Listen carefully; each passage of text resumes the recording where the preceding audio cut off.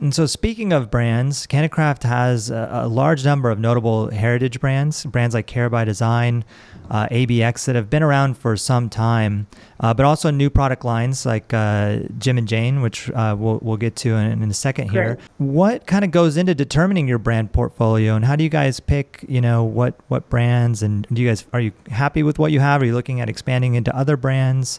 What goes on at CannaCraft with respect to your brand development?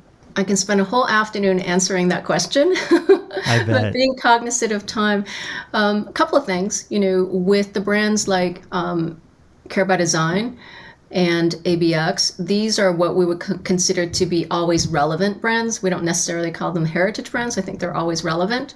We're a company that has 11 brands and to be 13 brands in the next 3 months, including Gem and Jane. So we think about this portfolio of house of brands that has every single form factor, and from rec into wellness.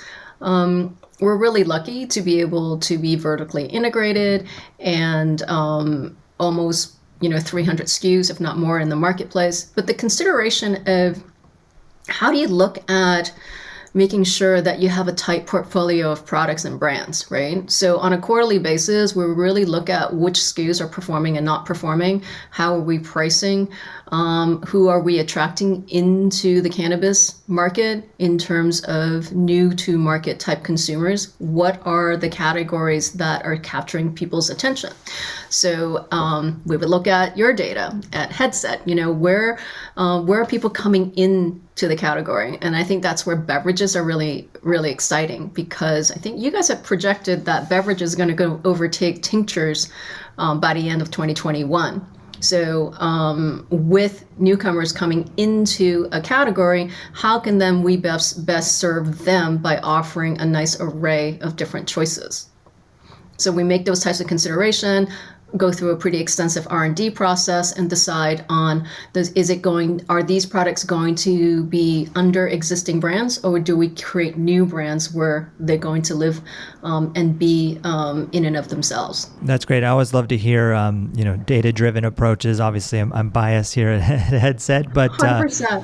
yeah, no, it's the best way to do it. And thinking about new consumers and what attracts a consumer to the category, I think beverages is a great one. It's a format that people are so familiar with. And I think with all the innovation around that category, we're certainly going to see it command more and more market share, over the months and the years ahead.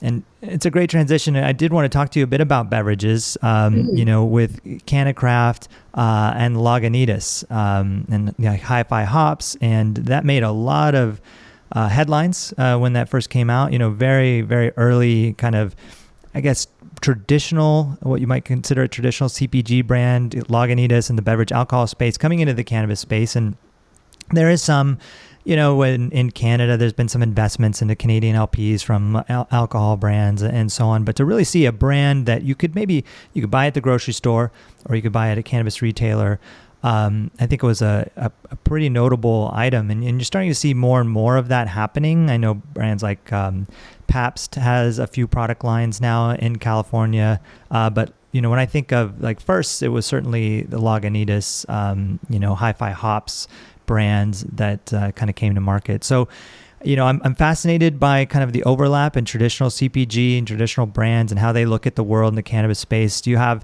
any insight into, how, CannaCraft or Lagunitas might see kind of collaboration, the future of the industry, and brands like that coming into the category? Yeah, can't speak for Lagunitas, but can speak for CannaCraft in terms of how we see it. Again, as a marketer, understanding who you're designing for. And if I've done my job right, I've actually changed some sort of behavior that I wanted someone to affect.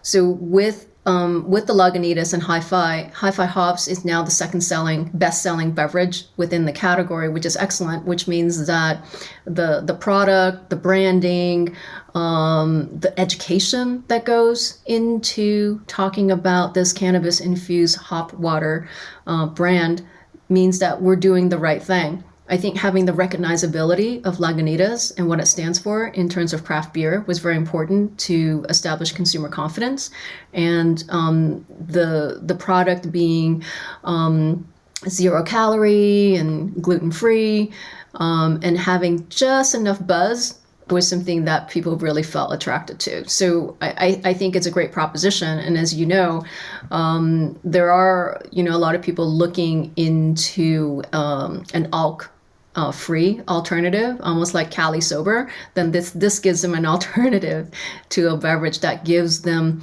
a hop flavor, but a cannabis infused type of effect. Thanks for joining CPG, the Cannabis Packaged Goods Podcast. For more information on Headset, visit headset.io.